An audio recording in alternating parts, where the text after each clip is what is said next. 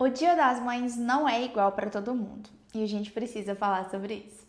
Oiê, seja bem-vindo a esse vídeo. Se você ainda não me conhece, meu nome é Ana Luísa, eu sou médica, psiquiatra e eu tô aqui para te ajudar a priorizar a sua saúde mental. Então, se você tem interesse nesse tema, já se inscreve aqui no canal, já deixa seu joinha que me ajuda a chegar em mais pessoas também. Tá chegando o Dia das Mães e frequentemente a gente costuma ver um monte de postagem nas redes sociais. Todas as lojas, as vitrines estão fazendo propaganda de presente de Dia das Mães, mas a gente fala muito pouco sobre como o Dia das Mães pode ser difícil para algumas pessoas. Tanto pessoas que perderam as mães, que as mães faleceram por algum motivo, ou pessoas que muitas vezes têm uma relação difícil com a mãe desde a infância, mas uma relação que em algum momento se fragmentou, se fragilizou e não conseguiu ser reatada. Tem algumas mulheres que engravidaram, que tinham um sonho de ser mãe, mas que perderam os bebês e que não têm a validação de serem mães, apesar de saberem que são, mesmo que não tenham filhos vivos. Outras mães que os nenéns nasceram, que cresceram e que em algum momento da vida faleceram. Enfim, o Dia das Mães é um dia que pode ser muito complexo para muitas pessoas e a gente fala muito pouco sobre isso.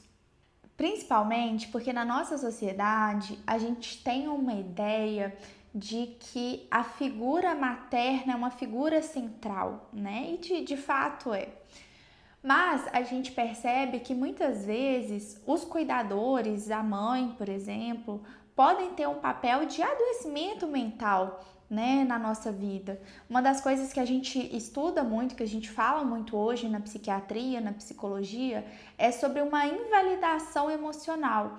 O que é essa validação emocional? Sabe que quando a criança chora e é uma criança que, por exemplo, está com fome e chora que está com fome?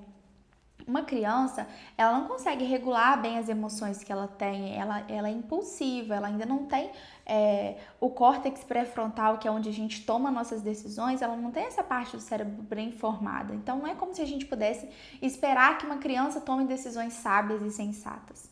E quando uma criança, por exemplo, começa a chorar porque está com fome, o que a gente espera é que os cuidadores, que a mãe, chegue para essa criança e acolha o que essa criança está sentindo. Filho, a gente não vai conseguir comer agora, mas já já isso vai resolver. Filho, não precisa chorar, tá tudo bem, daqui a pouco a gente já vai estar comendo, vai resolver, enfim.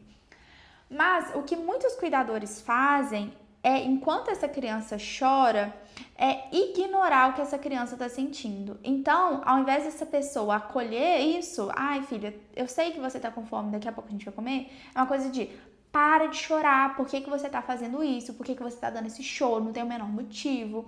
E isso faz com que essa criança cresça sentindo que ela tem dúvidas sobre o que ela pode sentir ou não. No sentido de, se você é uma criança, se você é um adulto, por exemplo, que tem dificuldade de reconhecer suas próprias emoções, pode ser que você tenha sido uma criança invalidada na infância. E aí você cresce sem confiar nas suas próprias emoções. Então, se você é uma criança que está chorando porque está com fome e a mãe grita e fala, para de chorar porque você não está com fome nada, você fica em dúvida. Será que eu estou com fome? Será que eu não estou? Será que eu estou com frio? Será que eu não estou? Será que eu estou triste? Será que eu não estou? Porque você não pode se permitir sentir as coisas, porque tudo que você sente é invalidado. Tudo que você sente vem com essa carga de não é nada disso, para com isso, que isso é show. E, gente, isso parece bobo, sabe? Talvez enquanto eu esteja falando, você fala, ai, mas isso não tem nada a ver. Mas tem muito a ver, tá? As coisas que acontecem enquanto a gente é criança tomam grandes proporções na nossa vida. A gente cresce com uma ideia de que aquilo é o que é verdade e aquilo é o que é real.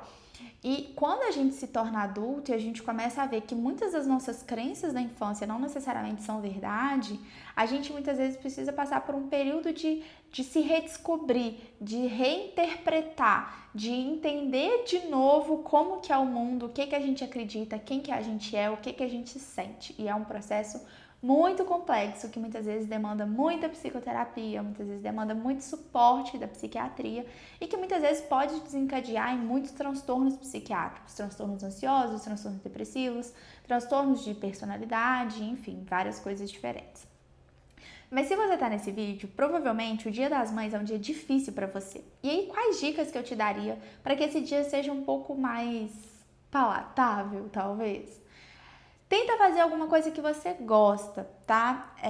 A decisão de ir ou não, por exemplo, se você se dá bem com sua mãe ou não, é uma decisão muito individual. Toma muito cuidado para você não tomar uma decisão baseada em pressões externas e acabar se arrependendo disso. Tome decisões que façam sentido para você, né? Escolha se você quer ir ou não. Escolha se você está disposto a bancar as consequências de ir ou de não ir.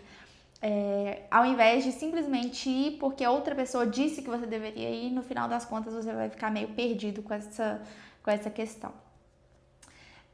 Tente fazer coisas que possam te distrair, né? Então, por exemplo, se você gosta de ir no cinema, vai no cinema. Sei lá, você gosta de correr, sai para dar uma corrida.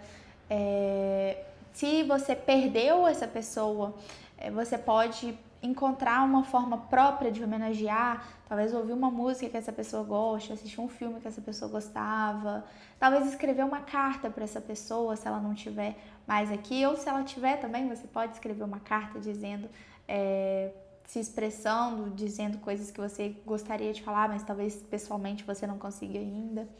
De certa forma, gente, a relação que a gente tem com a mãe, com a figura materna, é uma coisa que nos define muito enquanto pessoas por muito tempo, mas não precisa ser assim para sempre, né? A gente cresce como o filho de fulano, você é o filho da fulana, você é o neto da fulana, e maturidade, amadurecer, de certa forma, é você conseguir ser você, além de ser o filho, o neto, a pessoa da fulana de tal.